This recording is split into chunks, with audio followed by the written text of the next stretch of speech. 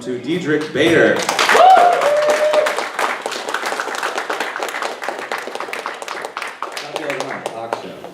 Yeah. How you doing? I'm well, thanks. How are you? Fantastic, fantastic. We're gonna open the floor right there. Hi, Hi. Joe Cirillo, GameAccess.net. How did you find the voice for Batman? Like, what got you to do that particular voice? How'd you Well, come I up think Kevin kind of nailed it, and so I was doing a really poor impression of Kevin. That's pretty much what I was doing. But also, I tried to toss in some of the inflections of Adam with a little Shatner in there too. I mean, my whole thing about Batman was that he was kind of a setup man for the other jokes, you know, because like Aquaman and that kind of thing. He was there for irony. Yeah, I mean, the voice has to be masculine and strong, and I mean, it was interesting to me because I've been comedic relief for so long in my career to be the lead, because there's only so funny you're allowed to be. Otherwise, the show kind of falls apart. The narrative has to move forward. Someone has to believe what you're doing. And with the outrageous characters that I was paired with, you know, I needed to be the straight guy. It was a very interesting process. Back to the Future. Bill Snes here from Action Corner. Nice to meet you. Actually, I was just wondering, you've done some amazing work with Mike Judge, both voice work on things like King of the Hill, Good Family, and then also Office Space and live action too. How did you first meet him, and like how did that process begin? You began that relationship with him. Well, I did an audition for Office Space, and I went in right after Owen Wilson. And, I remember him walking out, and I was like, oh, that's the guy from Bottle Rocket. Then I walked in, and I started doing it, and I hadn't really nailed what I was going to do with the character yet.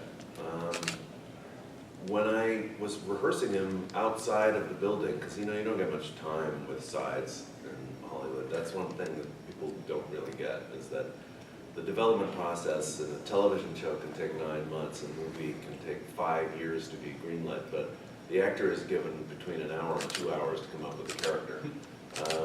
So I was doing Lawrence as kind of like this stoner hippie dude before I walked in and saw Owen Wilson walk out of the door. So I was like, oh, I was doing Owen Wilson. Another character by the time I walk in. So Lawrence was this guy who repaired our air conditioner in Virginia. And I just had this flash of this guy, and also of the Allman Brothers and Sisters album. On the inside, when you open it up and they're all standing around that porch. I was like, I want a guy that would belong there. Anyway, he laughed through the whole audition, like giggling and laughing, and there was a part of me that was really happy, and there was another part that was like, shh, because now this is over my audition. Yeah, I actually based the whole character, besides that one moment on this. You said, what are you doing down, now I'm doing that drywall on the latest. Mike Judge came up after a couple of takes, and he goes, you've been saying doing twice every time. And I go, oh yeah, because he's the guy who would say that doing it, and in the script it said doing it twice. So I was like, well, it's right here. And he goes, what? And he goes, just look at the script. He goes, oh, that's a typo. Just say do it once. But yeah, then he was very nice and hired me a bunch of times. I've hung out with him socially. He's an extremely nice guy, really down to earth. I love his new show. I think it's very funny and very distinctive, and it's really cool. My wife and I really like it. It's I think I laugh out loud type comedy, and I don't know. I'm a big fan. I mean, when I walked on the set of Ron's apartment, and it was so generic, to be the Oakwood Apartments in Los Angeles. It's like, well, maybe that's more of a corporate chain than I know, but it's like as anonymous as it could possibly get. I was like, oh, this is gonna be good. then when I'll go rattling on and on, but then when I couldn't make the screening of the movie because I was shooting the Drew Carey show that night. They did it on Tuesday night for some reason. And so I couldn't make it. And so I went opening weekend with my wife. And there was literally no one in the theater. And it was one of the lowest points in my career, sitting there and realizing that this movie that I loved was a bomb. And I didn't see the movie for 10 years because that moment was so, because I thought, I don't know what I'm doing in Hollywood because this is the only movie I've ever done that I like, and nobody likes it. And I thought, well, what am I doing here? I should go do something else. Seriously. I had that moment. I was like, well, I'm obligated to do the Drew Carey show now. But I did enjoy doing it, but I was like, I'm leaving Hollywood. Because I don't get it. I just don't get people's taste, obviously. And then it started building, and I remember my wife and I were driving downtown, and these two guys in tats and a really cool pickup truck pulled up next to us, and they like nudged each other or whatever, and they were like, this is like 3 years after the movie. And like, hey, what'd you do with $1 million? And I was like, what? And they go, what'd you do with $1 million? Two chicks at the same time, man. And they're like, yo, all right. And then it just started taking up its own steam. And then, but I didn't see it. It was on Comedy Central almost constantly. I never watched it. And, or on cable or whatever. It paid for the roof of my house. There was great residuals on that thing. But then they did a 10th anniversary screening in Austin where we shot it. And, sold out in like 4 minutes or something. It was like going to the Rocky Horror Picture Show. Everybody knew every line, and there was just waves of laughter crashing into the screen and bouncing back. And I was like, I felt like standing up and going, I told you so! I told you the fucker was funny! So that was the second time I saw it. Anyway, it's a long story. I had a lot of coffee. You're in the corner. Out of all the roles that you've done, I'm Anthony from IamThink.com. Okay. Out of all the roles that you've done, what has been your favorite role, and Batman. what do you think has been your That's best full role? stop, no pause. Batman, the best part ever. I was happiest doing Batman. I loved Batman.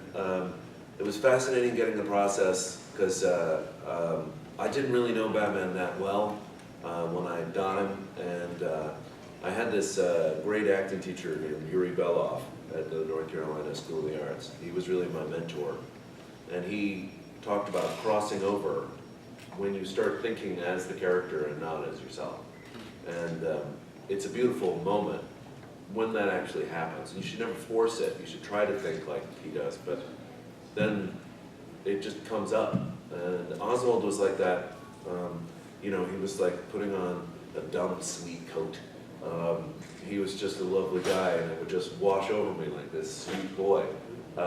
And I realized I crossed over with Batman when we did the episode where he confronts his the killer of his parents in the hospital room.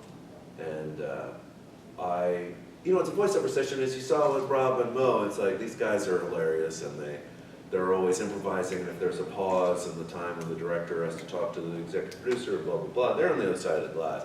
So you got these guys who are just like wind-up toys for comedy and voices, and they try to make each other laugh, and it's really fun to have, the whole people doing this, and that's lovely. And evidently everybody's doing British accents. But during the session, so we're doing it, and the scene when he confronts the killer, I'm crying. I'm literally like tears pouring down my face because this meant so much to little Bruce that he's able to confront. I'm going to talk about a backstory. It's the greatest backstory that you could possibly ask for. It's just the greatest. And I loved being able to set the tone of a recording session and having it be professional but fun and relaxed and easy.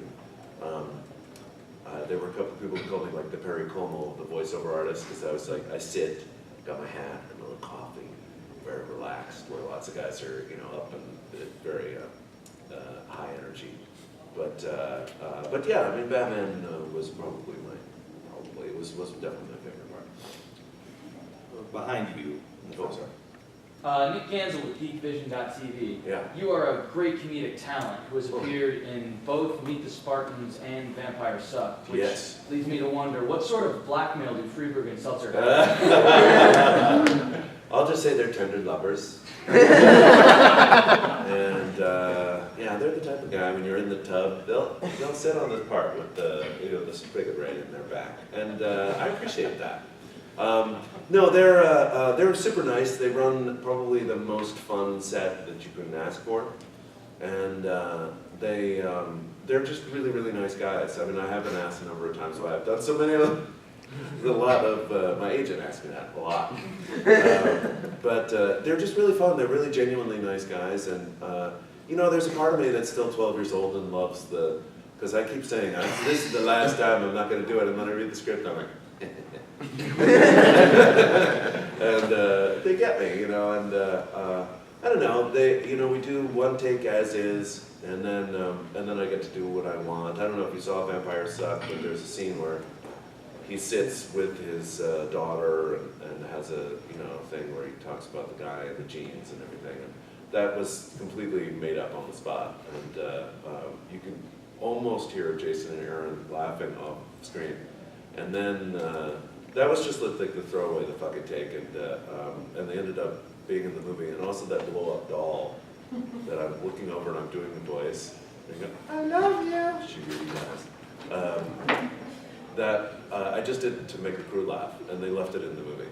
I mean, it's really, really creepy when you see it, because my eye is like looking over her shoulder when I do it. It looks real weird. It looks twice as weird as I thought it would. And it's already weird. Yeah, does that answer your question? Yes, absolutely. Way in the back. Schrackman, VW Media Spotlight. I was wondering if I know you would voice the video game, but I wonder if you had played the game or if you've read any of the tie-in comics that are produced for Brave and Bold. This is probably going to be killed later today, but I don't play video games. I don't, yeah, I know, it's intense. And my son is just like, he's shocked.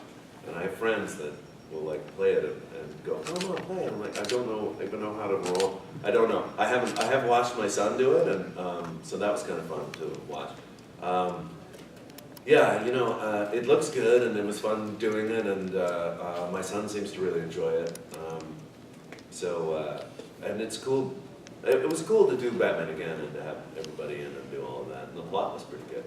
But boy, is doing a video game a lot of work. It's because you have like this splintering of reality where you have to play a scene with all of the different ways that it could possibly go, and as a kind of intellectual and acting exercise, it's interesting for, let's say, the first 45 minutes. And then you're like, oh, gee, I'm still here. Because, we do Batman as a radio play, so it's like, you're done after a pretty short period of time.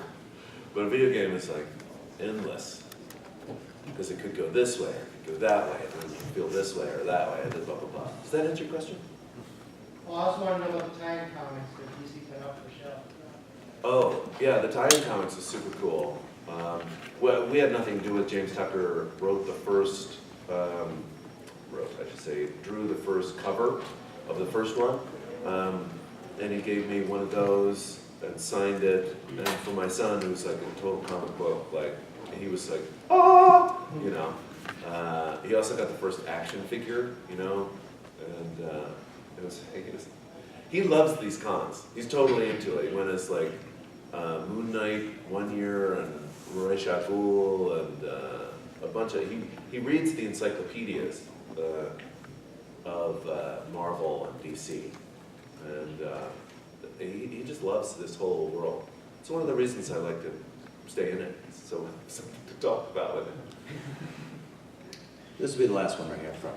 Gareth at GarethSmile.com. What was it like to work with Maxwell Adams on the Jim Adventures, Billy and Mandy? Maxwell Adams. Wait a second, I'm spacing out. Who's that? Created Billy and Mandy. Oh, right. Sorry. Oh, you know, really great. He's a sweet, lovely guy. And Richard is great, and Gray Delisle, and I mean, you know, that was a fun show. He had seen The Searcher, I think, and so wanted me to do something similar to that. I think it was remarkably similar to that. I don't think I'd worked very hard on it, but yeah. You know, the great thing about the world of animation is, in the main, I would say like 99%, it's not an exact percentage, but of the people that you meet are really super nice. In stark contrast to the on-camera world, where most people are pretty awful. And, you know, it's talent-based. I mean, you see Rob and Mo up here, and they're just so talented. It's remarkable to be in a room with a bunch of voiceover artists, because they just blow you away that they can do this. And a lot of times, people that are on camera are not that good. And you wonder how did that happen? You know? And it just, it's confounding. I think that's the number one thing that I hear from other on-camera actors that do voiceovers, is that they get in and they go, oh my God, these people, it's like they can play all these different characters and do whatever. I'm like, yeah, they're talented. Yeah, cool. Awesome. Well, thanks for stopping by. Sure, my pleasure. And you want to get more in the I'm Batman. I can't do it, I'm sorry. I'm Batman panel. It's happening today from 2 to 3 and 2 to panel 3. 5. Thanks.